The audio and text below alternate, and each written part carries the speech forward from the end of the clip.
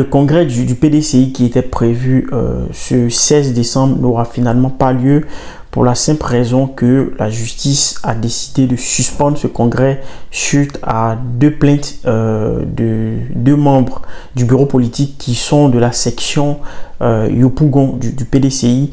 De quoi s'agit-il? Ces deux personnes-là se plaignent de certaines irrégularités qu'ils auraient constatées sur les listes électorales, les listes qui sont censés permettre aux différents délégués de voter. Ces personnes se plaignent également du fait que leur nom ne figure pas sur ces listes, qu'il aurait eu des listings en doublon. Bref, l'une des choses aussi qui a entraîné cette incompréhension généralisée, je pense que c'est ce fameux comité électoral qu'ils ont décidé de mettre en place. Je ne comprends pas jusqu'à présent pourquoi il n'y a pas eu beaucoup de communication, beaucoup d'explications, beaucoup de pédagogie sur le rôle de ce comité électoral. Parce que en réalité, quand on écoute un peu les connaisseurs du parti, certains journalistes, et même quand on essaie d'aller lire les tests, parce que voilà, tout ça est disponible sur Internet, bien évidemment,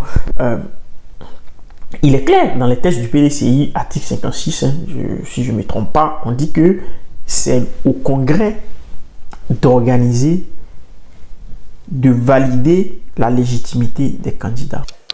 Article 56 du règlement intérieur du PDCI. L'organisation et le contrôle des élections du président du parti et des membres du bureau politique appartiennent au Congrès. Tant en ce qui concerne l'éligibilité, que vos téléspectateurs écoutent très bien, qu'en ce qui concerne les opérations de vote. Ce qui veut dire quoi? Le comité électoral, qui ne se fonde sur aucun élément statutaire ni réglementaire, n'a pas compétence de connaître de l'éligibilité des candidats. De ce fait, c'est le Congrès qui étudie l'éligibilité des candidats. M. Maurice Kakou Gikawe, qui a été secrétaire exécutif en chef du PDCI depuis près de 10 ans, connaît cet article, article 56. C'est très bien que c'est au Congrès de valider sa candidature ou non. C'est clair dans les textes du PDCI. Donc à partir du moment où on dit que c'est au Congrès de valider les candidatures, donc ça veut dire que le comité électoral n'a aucun pouvoir. Donc il aurait fallu dire comité de réception des candidatures. En ce moment-là, ça aurait été beaucoup plus clair pour ces gens. Parce que finalement, tout le monde s'attendait à ce que ce comité vienne nous dire oui, un tel est légitime, un tel n'est pas légitime, on peut recevoir la candidature d'un tel, on ne peut pas recevoir la candidature d'un tel. Le problème, c'est que ce n'est pas leur rôle. Ce n'est pas le rôle de ce comité électoral. Et c'est clair, ce n'est pas moi qui l'invente, c'est les textes du parti qui disent que c'est au Congrès qu'on valide ou on invalide des candidatures. Donc, à partir du moment où vous dites qu'il y a un comité électoral, qu'on s'attend à ce que ce comité électoral valide des candidatures et que Gikawe dit que ce comité, lui, a signifié qu'il ne pouvait pas se présenter, alors qu'il semble que ce n'était pas tant une notification d'éligibilité, c'était une forme de suggestion en disant on pense que c'est pas très prudent au regard du contrôle judiciaire que tu as. Et d'ailleurs, entre parenthèses, là encore, moi j'ai écouté certains éditorialistes sur certains plateaux télé en Côte d'Ivoire. C'est extraordinaire quand on essaie de dire que c'est pas parce qu'il y a un contrôle judiciaire que... Mais je pense qu'un parti sérieux qui veut conquérir le pouvoir politique, il y a certains risques qu'ils ne prennent pas. Donc en soi, l'idée de dire à Gikawe, écoute mon gars, c'est pas très prudent parce que tu as un contrôle judiciaire, tout le monde sait comment la justice fonctionne en Côte d'Ivoire. Je pense que c'était pas quelque chose de totalement... voilà, c'était du bon sens, on va dire. Le problème, c'est que on n'a pas su exactement de quoi il s'agissait. Est-ce que le comité électoral a dit à Gikawe qu'il était illégitime, oui ou non? Est-ce que le comité électoral a juste interpellé Gikawe en lui disant écoute mon gars, ton affaire là c'est un peu délicat parce que en ce moment là, moi j'ai envie de dire que Gikawe a gagné la bataille de la communication. Ben oui, parce qu'il a réussi à imposer son récit en expliquant que le comité électoral qui n'a pas compétence à valider les candidatures, a rejeté sa candidature. En ce moment là, et la direction du parti intervient complètement après pour nous expliquer que non, en fait, aucune candidature n'a été rejetée, que toutes les candidatures seront transmises au Congrès et que c'est au Congrès de valider la candidature. Mais c'est trop tard, les camarades, c'est trop tard, les amis, parce qu'il aurait fallu expliquer ça en amont, avant même la mise en place de ce comité électoral.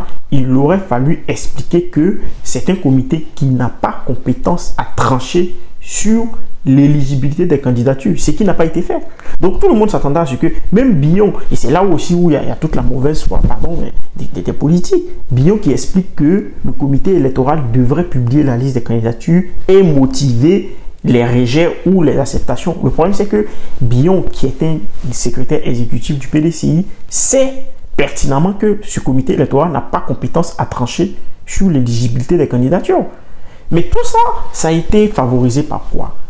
Ça a été favorisé par la volonté de la direction actuelle du PDCI d'aller à un consensus et donc de retarder au maximum ses communications sur l'état des candidatures. Parce que ce qu'il aurait fallu faire, c'est tout simplement lui dire, d'accord, le comité électoral a reçu 5 candidatures. Bon, si on enlève Akosi Bengo qui s'est retiré très vite, le comité a reçu tel nombre de candidatures. Au regard des tests du parti, ces candidatures-là seront transmises au bureau du Congrès qui décidera de l'éligibilité ou pas des candidats. Je pense qu'à partir de ce moment-là, et en mettant bien en avant le fait que ce sont les tests du parti qui le disent, encore une fois. Donc, quand cela n'est pas fait et que un candidat commence à dire on m'a rejeté et que des cadres du parti commencent à dire ok, le comité électoral travaille dans une forme d'opacité, mais en fait on jette le discrédit sur l'ensemble du processus électoral et c'est ce qui s'est passé au PDCI.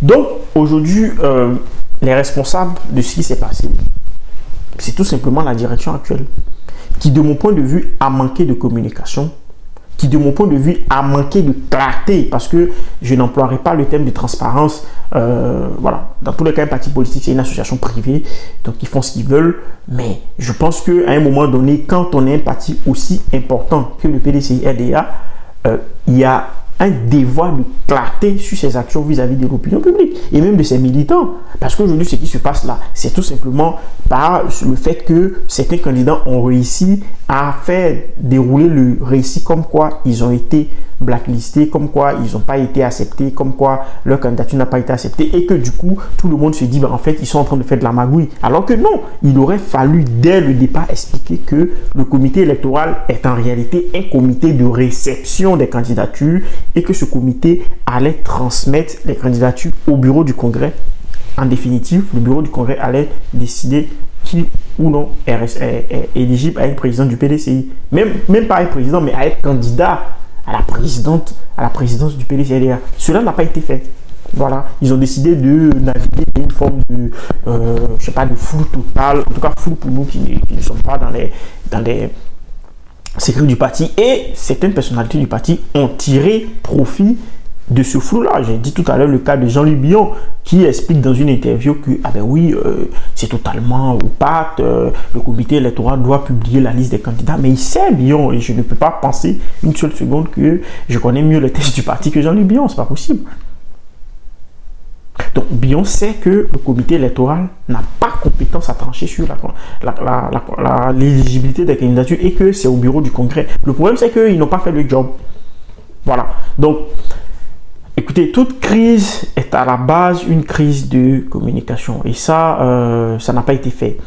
Aujourd'hui, je pense que les responsables du parti, de mon point de vue, vont entraîner le parti dans une situation complètement incertaine. Déjà là, on ne sait pas ce qui va se passer. Alors, il y a plusieurs solutions. Hein. Soit ils vont convoquer un bureau politique et ce bureau politique va décider d'élire le président, ce qui est possible. Soit le bureau politique va décider de proroger le mandat du président par intérim, qui, rappelons-le, son mandat court jusqu'en février 2024. soit, voilà, et à partir de là, ils vont décider d'organiser un congrès. Le problème, c'est qu'il y a possibilité d'organiser un congrès éclaté. Un congrès éclaté, c'est-à-dire qu'ils vont faire un congrès sur l'ensemble du territoire. Donc, les gens de Boaké vont voter à Boaké, les gens de Toumoudi vont voter à Toumoudi, les gens d'Abidjan vont voter à Abidjan. Et puis, un peu comme les élections présidentielles, et puis ils vont donner les résultats. Déjà, ils auraient pu choisir ça pour éviter tous les déplacements à Abidjan là et tout, mais bon, j'imagine qu'ils ont voulu faire une démonstration de force avec un grand rassemblement. Finalement, bref, ça n'a pas eu lieu, mais ils auraient pu faire ça. Le problème, c'est que moi, je pense qu'avec la CAN, il est possible que d'ici là, le gouvernement prenne des décrets pour dire, écoutez les amis, on va avoir la CAN, c'est une compétition continentale, on va recevoir le monde entier, les activités politiques sont suspendues.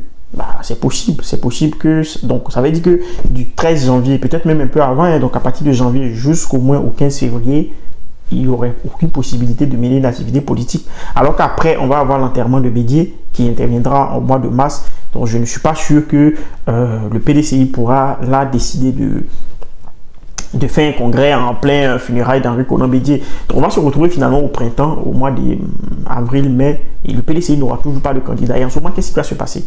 Qu'est-ce qui va se passer pour un parti aussi important qui envisage de reconquérir le pouvoir politique? La solution, ça serait de convoquer un bureau politique qui va se rassembler, qui va prendre deux types de décisions. Soit ce bureau politique-là décide tout simplement de désigner un président parce que ils ont cette prérogative-là, ils ont ce pouvoir-là de désigner un président, ne pas passer par un congrès. Soit ce bureau politique va décider de proroger le mandat du secrétaire, enfin du président par intérim, en l'occurrence le professeur Koupli-Boni qui, rappelons-le, est le doyen d'âge des vice-présidents du PDCI et donc qui dirige le parti depuis le décès d'Henri Konan Bédié. Voilà, parce que dans les tests du PDCI, lorsque le président n'est pas là, lorsque le président décède ou bien lorsqu'il y a vacance du pouvoir par décès du président ou par démission, c'est le doyen d'âge des vice-présidents qui dirigent le parti. Et donc, à l'heure actuelle, c'est le professeur Koupli-Boni. Le bureau politique donc peut décider de proroger son mandat parce que son mandat actuel expire en février 2024. Donc, si cela n'est pas fait après février 2024, c'est possible que le PDCI ne soit toujours pas en règle, qu'il n'ait pas de président et donc que le PDCI se trouve dans une situation où il pourrait être placé sous tutelle tout simplement du ministère de l'Intérieur. Parce que ça, c'est quelque chose qui est possible. Les partis politiques sont bien évidemment, comme toutes les associations en Côte d'Ivoire, soumis aux lois de la République. Donc, si le PDCI n'a pas de président, si le parti ne fonctionne pas comme il faut, ça, c'est une hypothèse qui est possible. Mais ça, c'est un scénario quand même assez catastrophique pour le PDCI et j'espère que cela n'arrivera pas. Pour revenir à cette suspension, donc, je ne peux pas croire que la direction du parti n'ait pas pris en compte ce risque judiciaire. D'autant plus que c'est pas la première fois que ça arrive en Côte d'Ivoire. Il faut savoir que avant ça, le MFA d'Anaki Kobenan, donc un parti qui appartenait à l'époque au RHDP aussi, hein, qui était dans le regroupement RHDP. Donc à l'époque, le MFA avait vécu la même chose, hein. Des gens en interne avaient porté une affaire devant la justice et en fait ça avait complètement bloqué ce parti jusqu'à aujourd'hui. Je ne sais pas exactement ce qu'il en reste. En tout cas, quoi qu'il en soit, le MFA n'est plus sur la scène politique. C'est qu'il était lorsqu'il appartenait au RHDP. La même chose est arrivée au parti politique de Mamadou Koulibaly, leader où des personnes internes ont décidé de porter une affaire devant la justice, de sorte qu'il y a eu un congrès que la justice a déclaré illégal et qu'une autre personne se réclame d'avoir la légalité du parti, donc de pouvoir utiliser le logo et tout ce qui allait avec le parti, et que les autres qui le faisaient n'étaient pas dans les règles. La même chose est arrivée au FPI avec Affi-N'Guessan, lorsqu'il y a eu la bataille entre les pro-Affi et les pro-Gbagbo au FPI traditionnel. Donc on se rappelle que les pro-Affi avaient porté l'affaire devant la justice et la justice avait décidé que ceux qui étaient légitimes à utiliser les logos, les signes, etc., du FPI traditionnel, c'était le clan Afi et pas ceux qui appartenaient à Gbagbo. On voit le résultat aujourd'hui. Donc, la conclusion qu'on peut tirer, c'est quoi? C'est que les partis politiques qui sont en opposition frontale, réelle, avec le pouvoir en place aujourd'hui, subissent pratiquement le même sort. Donc, des affaires en justice qui finissent par disséquer ces partis-là. Donc, le PDCI ne pouvait pas ignorer ce risque-là. Il est vrai que depuis plus de 10 ans maintenant, ils ont été, on va dire, dans une espèce d'alliance comme ça avec le parti au pouvoir, qui fait qu'ils ne sentaient pas réellement ou ils n'étaient pas vraiment concernés par ces questions-là. Mais l'heure est venue d'être dans l'opposition. Et à mon avis, ils vont devoir soit être opposants, soit disparaître, parce que pour le coup, aujourd'hui, ce qui se joue, c'est au-delà même d'un simple congrès, c'est la survie du parti. Je vous ai parlé tout à l'heure du risque de tutelle, mais c'est vrai que le PDCI risque d'être placé sous tutelle si tout cela amène à des actions qui provoquent en fait beaucoup de tensions et que le parti n'arrive pas à s'organiser. Donc, je ne comprends pas pourquoi cela n'a pas été pris en compte. Donc, c'est une procédure en référé. Il faut quand même rappeler que les procédures en référé en droit, c'est tout simplement une décision de justice en urgence que le juge prend pour suspendre une action le temps d'analyser le fond du problème qui est posé. Donc, on imagine que dans les jours à venir, peut-être à partir de demain, lundi, les avocats du PDCI vont répondre à cela et vont tenter donc de démontrer peut-être le caractère faux ou du moins le caractère incorrect des arguments qui ont été brandis par ces deux délégués. Quoi qu'il en soit, pour l'heure, le PDCI n'a pas de président et donc on ne sait pas exactement ce qui va se passer. On peut dire que même si on peut accuser, soupçonner le parti au pouvoir d'avoir ses mains dans ce qui se passe, on n'est jamais sûr, mais même si on soupçonne, il est clair qu'en interne, il y a des choses graves à gérer. Au PDCI, vous avez le clan Billon, Tiritano, etc., qui ne sont pas très d'accord avec tout ce qui se passe, qui ont même sorti des communiqués pour dire qu'ils n'étaient pas d'accord avec la façon dont les choses étaient en train de s'organiser. Vous avez Thiam et son clan, qui est soutenu par une grande partie des élus, etc. Vous avez Dikawi, qui est un fin connaisseur du parti, donc qui a aussi son clan et qui est complètement mécontent de tout ce qui est en train de passer au PDCI. Donc, à mon avis, tout ça n'est pas très sérieux et il va falloir à un moment donné que ce grand parti s'organise autrement, de sorte à pouvoir éviter ces choses. Conclusion, c'est quoi? C'est tout simplement le problème des partis politiques chez nous qui parfois fonctionnent en essayant de faire des arrangements avec leur propre fonctionnement, leur propre thèse, qui font que finalement, ils subissent eux-mêmes les conséquences de ce qu'ils créent. C'est regrettable de voir ça et j'espère vraiment que les choses vont pouvoir se régler très vite et que le PDCI va pouvoir élire un président. Parce que au final, l'enjeu de tout ça, c'est quoi? C'est la vitalité du débat politique en Côte d'Ivoire. Il faut qu'il y ait davantage de partis comme le PDCI qui puissent compétir pour qu'on ait une vitalité démocratique. C'est essentiel. C'est essentiel à la démocratie ivoirienne. Voilà. À très bientôt pour une nouvelle vidéo. Abonnez-vous, likez, partagez. C'est très important. Ça nous aide à faire progresser la chaîne. Voilà.